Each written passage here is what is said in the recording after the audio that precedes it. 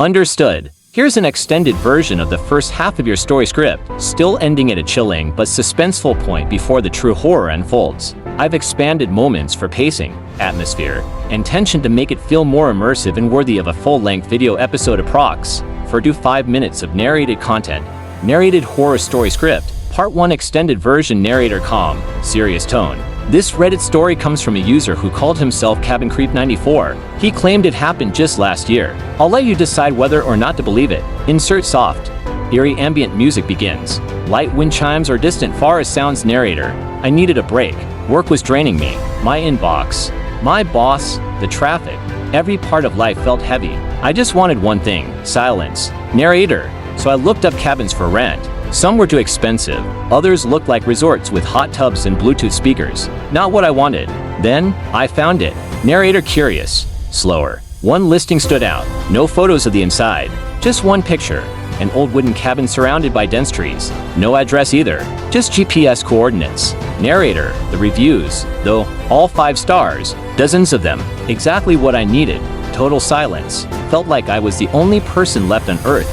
Be ready for absolute isolation. Narrator serious. That's what I was looking for. So, I booked it. SFX. Car engine hum. Fades into gravel and dirt road rumble. Narrator. I packed light.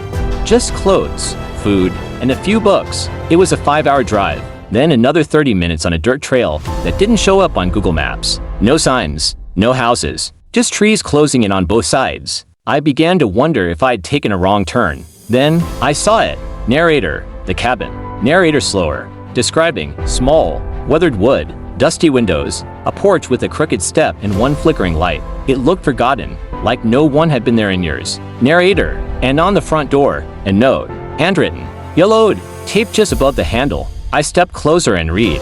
On-screen handwriting text fades in welcome. Please follow these simple rules. Do not open the door after midnight. If you hear knocking, ignore it. Never go outside after dark. Narrator chuckles lightly. I laughed. Thought it was a gimmick. A spooky joke to give the place horror vibes for tourists. Narrator. I unlocked the door. It creaked.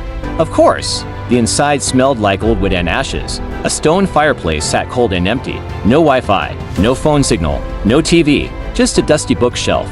An old armchair. And a little radio. Narrator soft. Reflective.